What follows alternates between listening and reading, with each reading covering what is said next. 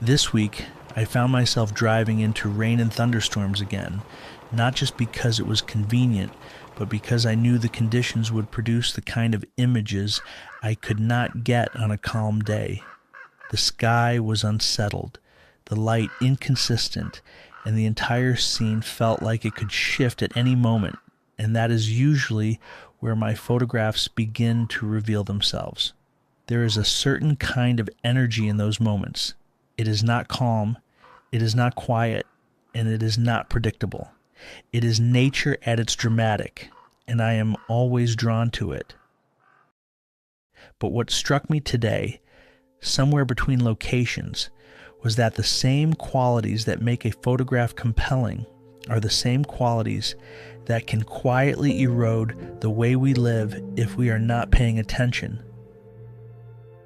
We are surrounded by drama now. Turn on the news, look at the markets, listen to the tone of everyday conversation, and there is a constant sense of escalation, as if everything is slightly elevated, slightly more reactive than it needs to be, and over time, the constant chaos starts to feel normal. It's not just something we observe, but something we participate in. That's where the line blurs if we let it, because there is a difference between engaging with drama as an observer and absorbing drama as a way of life. And I think too many people never stop to make that distinction. When I am out photographing storms, I am not standing there reacting to everything that is happening around me. I am studying it. I am watching how the light breaks through the clouds, how the contrast builds, how the scene organizes itself just enough to give me something I can work with. I am making decisions about where to stand, what to include, and just as important, what to leave out. Each photograph depends on that discipline. Without it, there is no meaningful structure, only noise, and I think that same principle applies far beyond photography, even though we rarely talk about it that way. The world is not lacking in intensity right now. If anything, it is oversupplied. There is always another headline, another conflict, another reason to feel like something demands our immediate attention. But honestly, not everything does.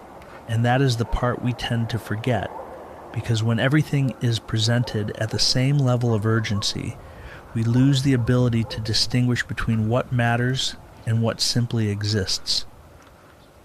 We begin to carry all of it with us, and over time, that creates a kind of internal environment that mirrors the instability we see outside.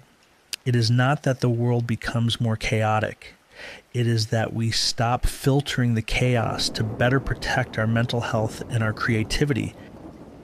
When I am working in the field, I can't afford to do that. If I respond to every shift in light, every movement in the clouds, every change in the wind, I end up with a lot of nothing. Photography requires patience, restraint, and a willingness to let most of what is happening pass without reaction. That is not avoidance. That is selection. And that is an important distinction, because there is a tendency to think that living without drama means disengaging, stepping back, or refusing to acknowledge what is happening in our world. That is not what I am suggesting. I am out here in the middle of it. I am choosing to engage with these conditions because they offer something real, something that has weight and presence, but I am engaging on my terms. I am not bringing that same instability back with me and allowing it to shape how I think, how I speak, or how I move through the rest of the day. That is a choice I am referring to. And it is a choice that becomes more important the more dramatic our world becomes. If we do not make that distinction, then everything starts to feel the same. Every conversation carries more tension than it should. Every disagreement feels amplified and becomes aggressive. Every moment begins to demand a response, even when none is necessary. That is not practicing awareness. That is succumbing by immersion. And once you are fully immersed, it becomes very difficult to step back far enough to see anything clearly. Photography has a way of teaching this, but only if we are willing to recognize it. The act of framing a scene is at its core an act of exclusion. We are deciding what belongs and what does not, what contributes to the image and what distracts from it. The power of the photograph does not come from capturing everything we see in front of our camera. It comes from capturing the right things and leaving the rest behind. Life is really not so different.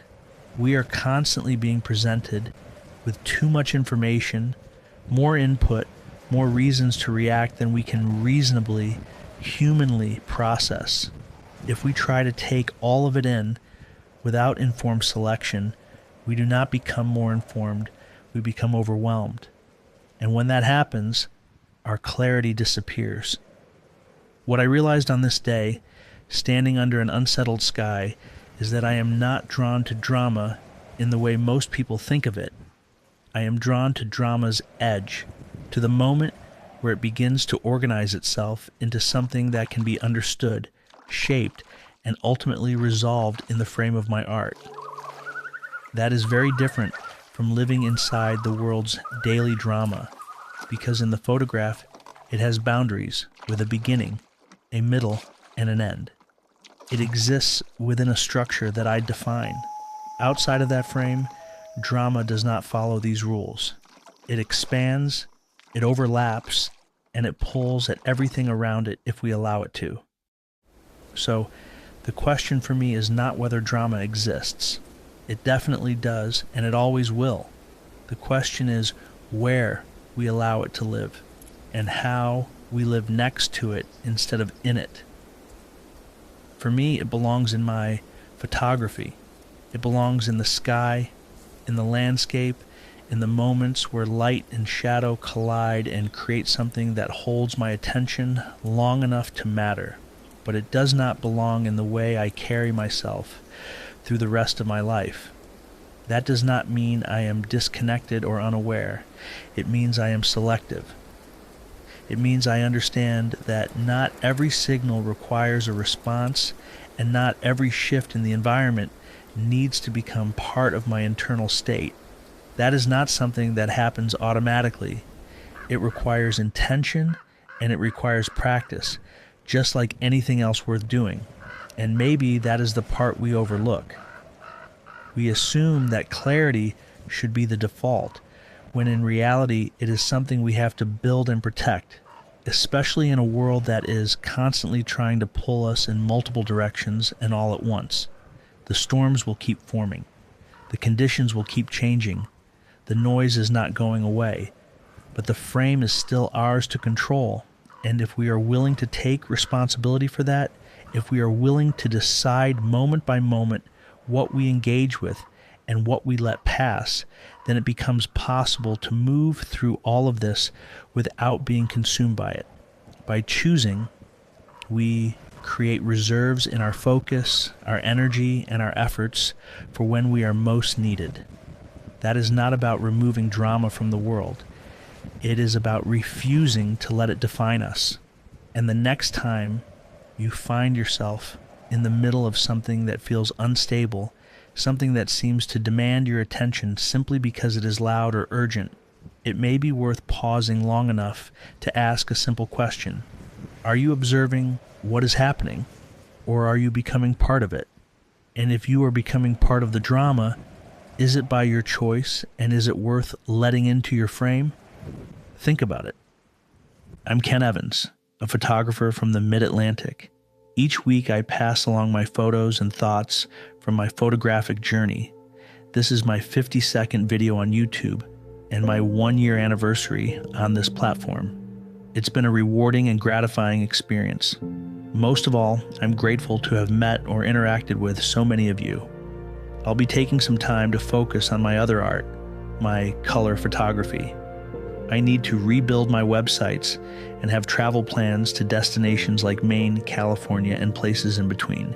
Because of this, I'll be taking a short break from YouTube. I appreciate your feedback in the comments section if something about this video resonated with you. And of course, I welcome your ideas for my next season. Thank you so much for being here. See you soon.